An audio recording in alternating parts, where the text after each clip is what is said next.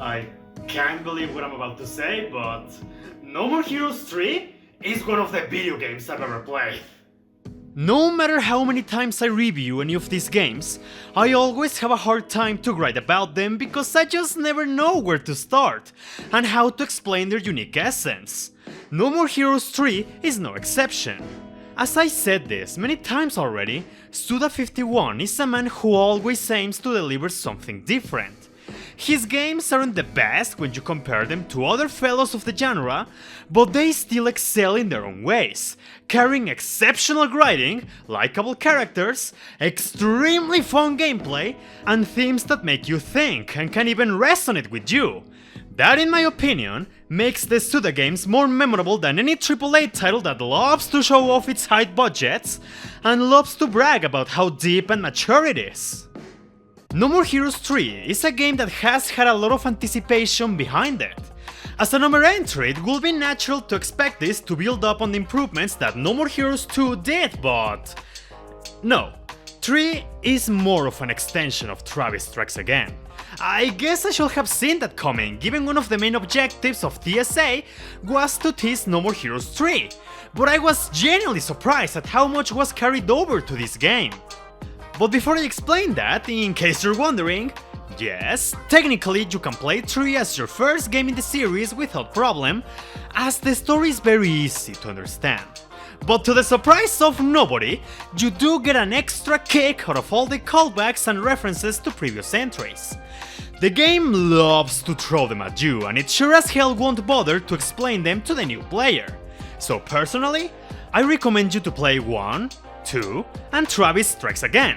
It helps that they are now way more accessible to the general public, and they don't take more than 15 hours to complete. It's the longest road for sure, but I believe it's the most worthwhile to traverse. So as I was saying, 3 expands on everything TSA did. For example, the combat. It's back again to the third-person camera from the first 2 games. But the overall feel and mechanics are extensions from Travis Strikes Again.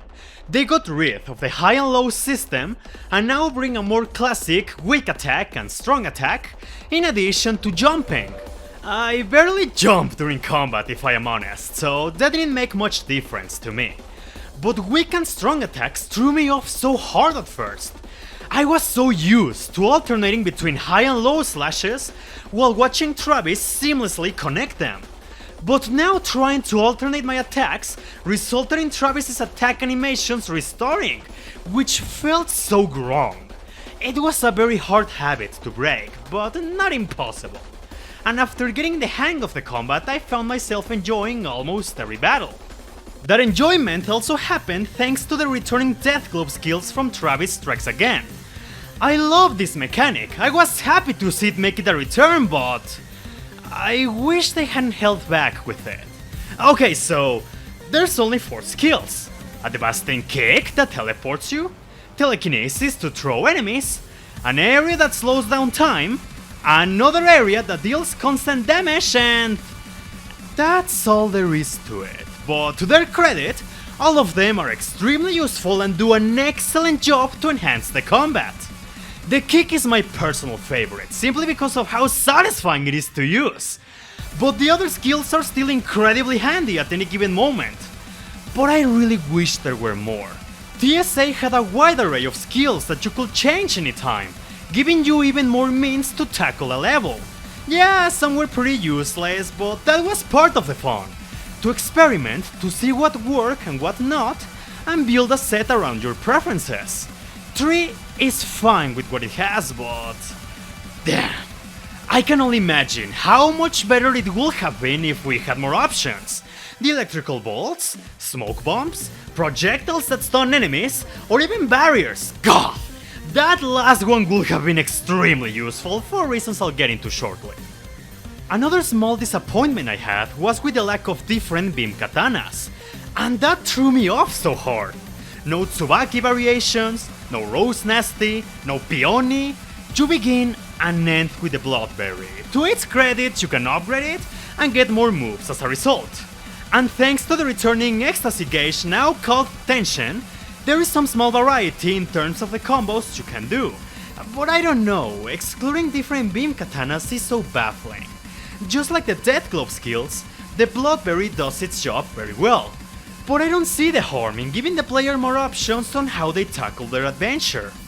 Just a few moments ago, I mentioned that variety would have been extremely useful. Not just to adjust to different playstyles, but also because I have one particular criticism about the game. At times, it can get pretty bullshit. When it comes to boss battles, they were all very fair, no exception. But normal enemies, they were all hit or miss. I appreciate the wider catalog of monsters this time around, but some of them could easily annoy you. I died a number of times in this game, half of them because I wasn't good enough. That was understandable. But the other half was because normal enemies can be fucking assholes. I lost account of how many times I got hit off screen and how many times the aliens gang up on me. 3 can also get very stingy with its invincibility frames. The death kick, for example. If you time it wrong, you leave yourself wide open to attacks while you're still stuck in the animation. And if you get knocked down, enemies can still score extra hits while you try to recover. And that was frustrating. That's why I said variety would have been nice, because I believe different skills would have mitigated some of the frustration. I know it sounds I've been mostly complaining about the combat, but I still really like it as much as the other games. Yes, I do believe it could have benefited from more variety, and those unfair deaths were very annoying. But that doesn't take away how much fun I have. No matter how simple the combat is, I still get excited when I slice my way through lots of enemies. I get immense satisfaction when I pull off wrestling moves. I love seeing my tension meter stay on a high level, because that tells me I'm playing very well. I go crazy when the slot machine gives me a mech to obliterate the opposition. It feels so good to finish a battle because that end screen hits you like...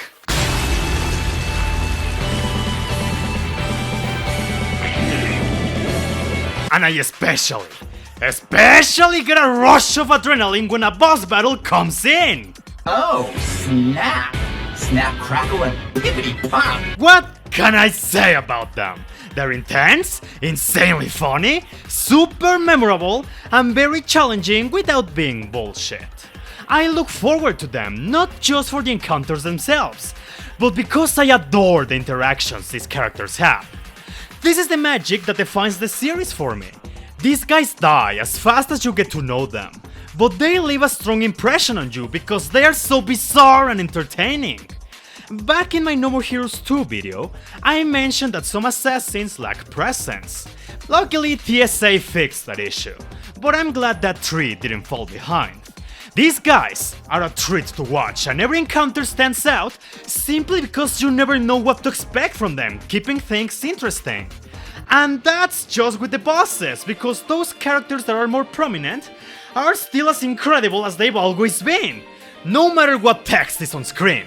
I'm always paying so much attention because of how unpredictable, fun, and deceptively deep the dialogue is. The returning text-based adventures are so entertaining. Watching Travis and his friends discuss Takashi Miike's movies feels so real and sincere. One of the biggest standouts for me was Prince Fu, the main antagonist, because you constantly see him interact with different aliens you're bound to fight, and... I don't know, these cutscenes are so simple, but relatable to a certain degree. They're just so good. The comedy as usual is top notch, never missing the mark on being the most absurd thing ever, while having a lot of self-awareness to make up for it.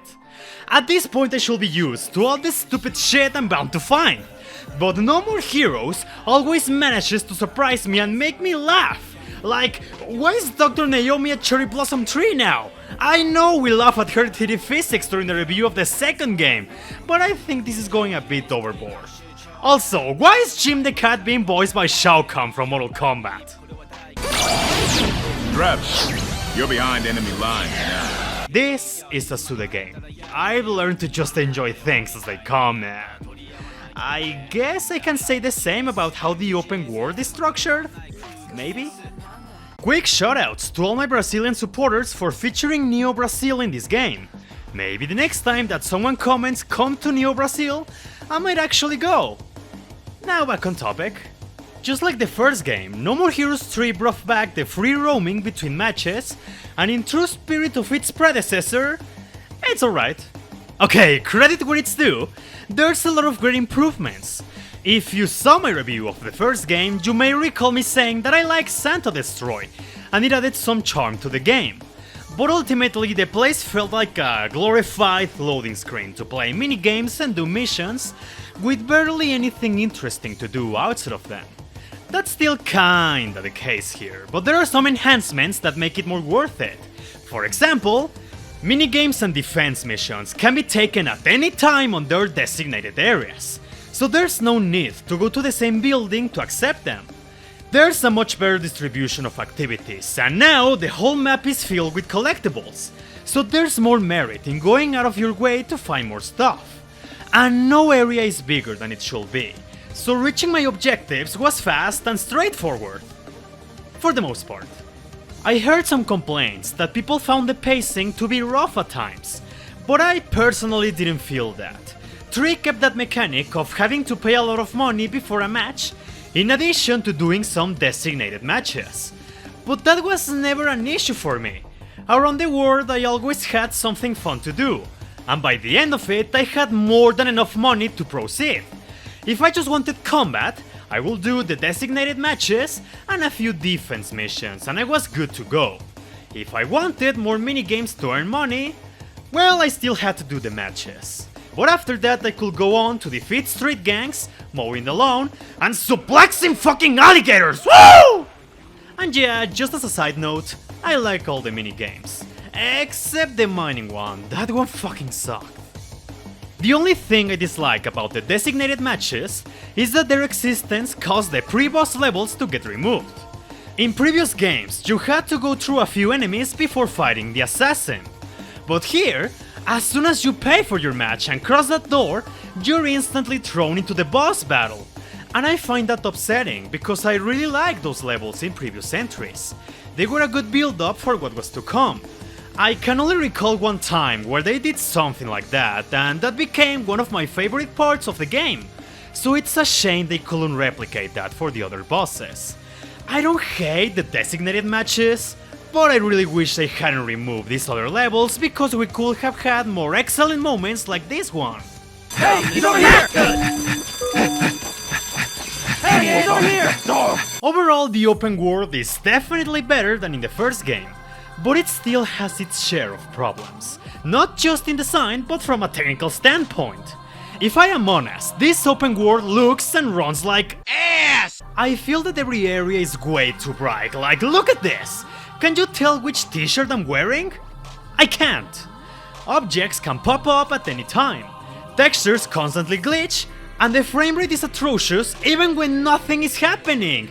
The loading screens can crash occasionally, how does that happen?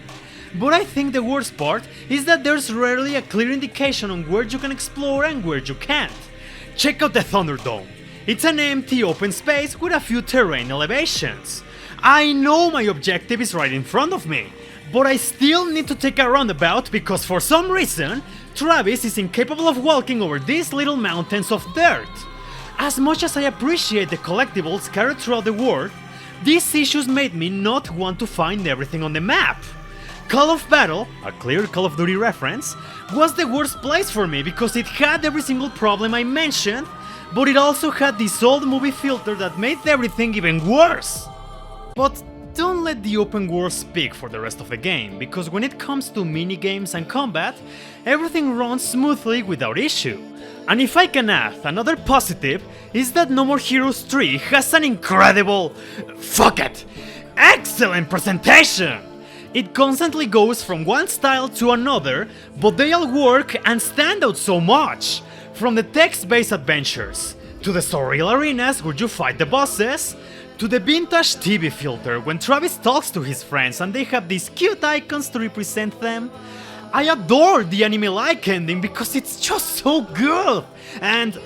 hey, hold on, I recognize those faces. Is that fucking Pop Team Epic? And the music is just great. It's relaxing when it wants to, it's intense when it needs to, and it's such a joy to listen to.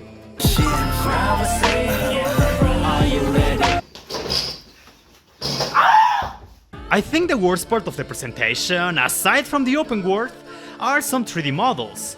I find some of them very ugly, like check out this art! She looks good, right? Well, of course, she was designed by Bayonetta's designer. But then you look at her in the game and... oh, yeah, not the prettiest sight. Luckily, this is as worse as it gets. Everything else? Beautiful.